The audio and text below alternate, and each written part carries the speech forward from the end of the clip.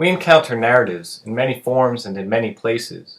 We read them in novels and short stories, see them in films and comics, and hear them in the stories we tell each other. Narratives have existed in every time and in every culture. With so much exposure, it isn't surprising that we can immediately, almost instinctively recognize a narrative, and know when it is finished if we liked it or not. What is more difficult is for us to try to define clearly what it is that all of the various types of narratives share, and to say what specifically it is that makes a narrative satisfying or not.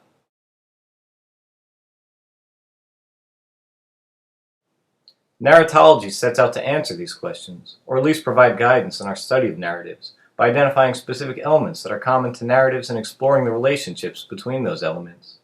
While narratology has become an expansive field, we will only be examining a few approaches. Roland Barthes, one of the most influential literary critics of the 20th century, developed an approach to analyzing literature that examined three levels of description that are present in a narrative. We'll begin with the first level of description, the level of functions.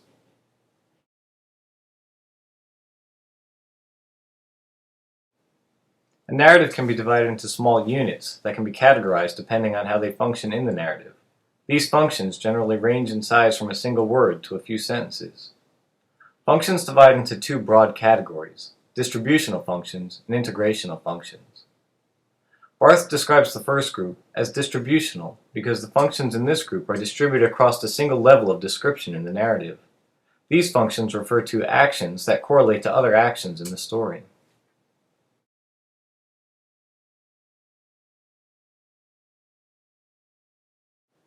Let's look at a passage from The Monkey's Paw to illustrate this point. This passage leads up to the arrival of Sergeant Major Morris. "That's the worst of living so far out," bawled Mr. White, with sudden and unlooked-for violence. "Of all the beastly, slushy, out-of-the-way places to live in, this is the worst. Paths a bog and the road's a torrent. I don't know what people are thinking about. I suppose because only 2 houses in the road are let, they think it doesn't matter." "Never mind, dear," said his wife soothingly. "Perhaps you'll win the next one." Mr. White looked up sharply, just in time to intercept a knowing glance between mother and son. The words died away on his lips, and he hid a guilty grin in his thin gray beard. "There he is," said Herbert White as the gate banged too loudly, and heavy footsteps came toward the door.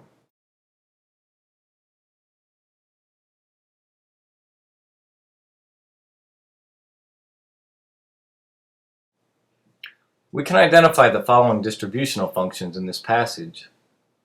Each of these functions is an action that correlates to another specific action in the narrative. Mr. White's angry response correlates to his son Herbert announcing mate. Mrs. White's response correlates to his outburst. Mr. White's sharp look up and noticing of the glance between the mother and the son correlates to Mrs. White's comment. Mr. White's dropping of his comments and his grin correlate to the glance between the mother and son. We can see from the sequence that each of these actions is distributed across the same level. The last identified function, Herbert announcing the visitor's arrival, is also a distributed function, which follows the other functions on the same level, even though it's not a consequence of the other events. Notice also that only the fact that Mr. White makes an outburst has been highlighted. The specific comments that he makes about the location of the house and the weather are not relevant to the action in the room. We'll come back to this in a moment.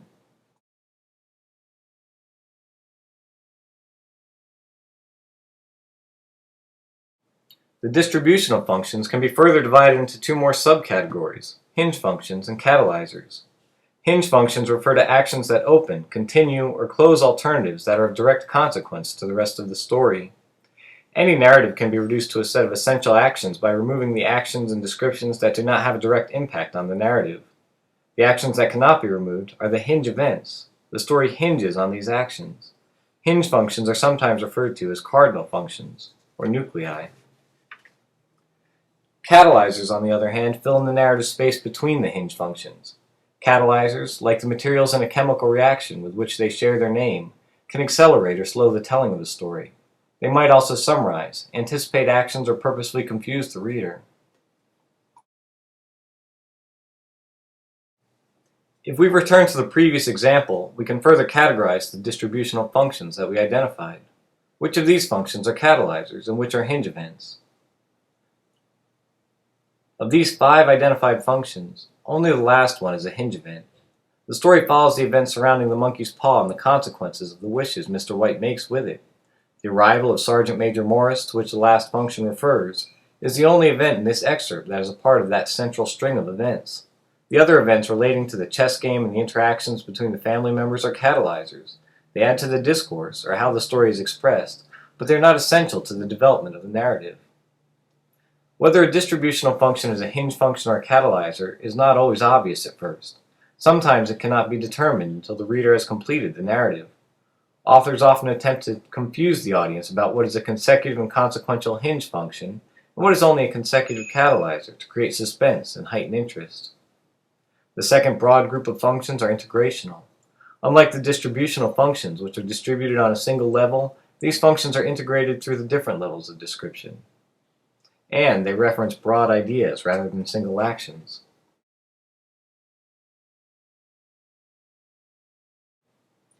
Let's again look at our excerpt to make sense of this idea. The identified functions in this example do not have correlates on the same level as do the distributional functions that we identified earlier. Again, the information contained in integrational functions contributes or refers to a broad framework of ideas. For example, Mr. White's comments indicate that their house is isolated. This idea is again referenced in their distance from the cemetery, both after the funeral and again when Mr. and Mrs. White hear the knock on the door at the end. The relationship between the different references to the idea are not the same as the relationships between the distributed functions, and the appearance of these references is not strictly established by events. The comment in the excerpt about the isolation of the house comes at the conclusion of the chess game, but it could have just as easily been placed during the chess game, after the arrival of Sergeant Major Morris, or even later. In contrast, distributed functions could never be moved as freely within the narrative. The other identified functions refer to Mrs. White's character, the relationship between Mrs. White and her son Herbert, and to Mr. White's character.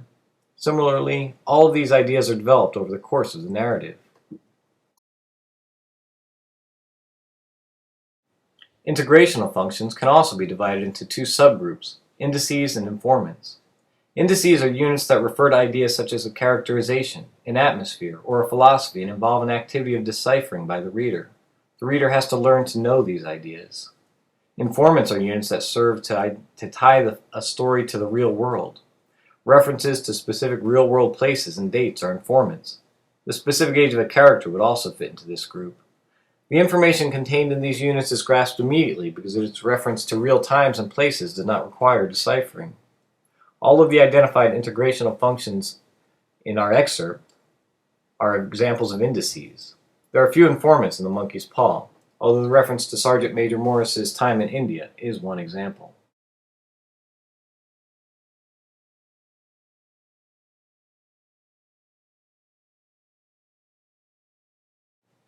One more trait should be clear from our above examples. Units can act as more than one function at the same time. Mrs. White's comment to Mr. White in the excerpt is a catalyzer, along with the rest of the catalyzers surrounding the chess game that delays the arrival of Sergeant Major Morris in the narrative, but is also an indice that reveals information about her character and how she relates to her son and husband.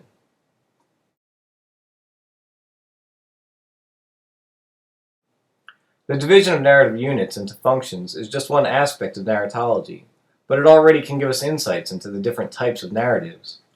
While a work like The Monkey's Paw contains few informants, a work of historical fiction or a narrative biography would contain quite a few. While some stories, like folk tales, will be made up mostly of distributional functions, others, such as psychological novels, will contain a significant percentage of integrational functions. As we continue our study of narratology, we'll look at other ways that this information can help us better understand narratives.